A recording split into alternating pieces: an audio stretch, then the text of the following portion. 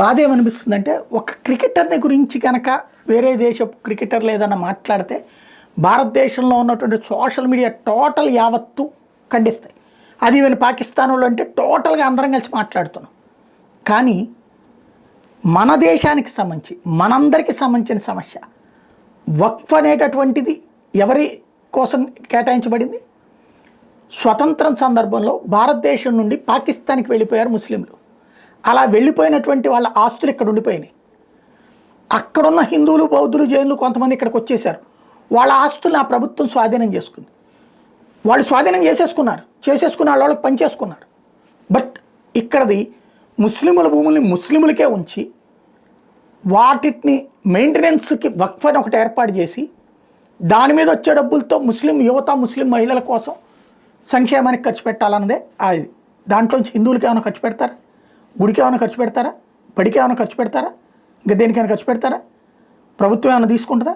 Complete వక్ఫ్ ఆస్తి వక్ఫ్కే కదా, అంత కీలకమైంది కదా, అంత స్వేచ్ఛ ఉంది కదా.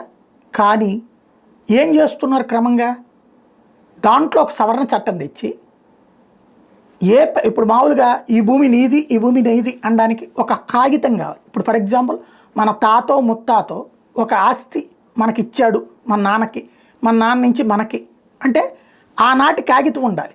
అట్లా కాకుండా ఒక వ్యక్తి మా తాత చెప్పాడండి ఆ స్థలం మా తాత వాళ్ళదేనట, ఆ స్థలాన్ని వక్ఫ్కి ఇద్దాం అనుకున్నాడు, ఆయన రాసేలోపు చనిపోయాడు అని ఎవరన్నా చెప్తే వక్ఫ్ అది నాది అని క్లెయిమ్ చేసేయచ్చు.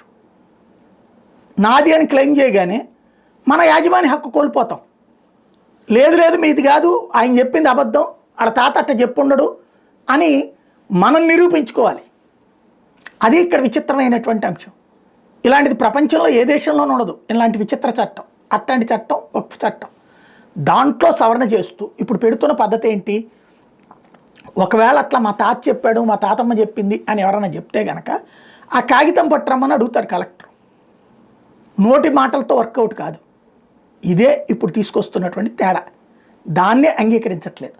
అంగీకరించకపోతే దేశంలో అల్లకల్లోలం చేస్తాం, అరాచకం చేస్తాం అని చెప్పి పెద్ద పెద్ద స్టేట్మెంట్లు ఇస్తున్నారు. హిందువులు కొడతామనద్దు, తిడతామనద్దు. ఈ లోపాన్ని ఎట్లాగా మీరు హక్కులు అని చెప్పేసి మా భూములు లాక్కుంటారు అనే మొక్కని ప్రశ్నించకపోతే, నిర్మాణాత్మకంగా నిలదీయకపోతే విమర్శించే వాళ్ళ సంఖ్య ఎక్కువైపోతుంది. అదే సందర్భంలో సమాధానం చెప్పే వాళ్ళ సంఖ్య తక్కువైపోతుంది. ఇది ఆలోచించాల్సిన సందర్భం. ఎందుకంటే ఇప్పుడు నెగిటివ్ క్యాంపైన్కి వెనకాల బోలెడు ఫోర్సెస్ ఉన్నాయి.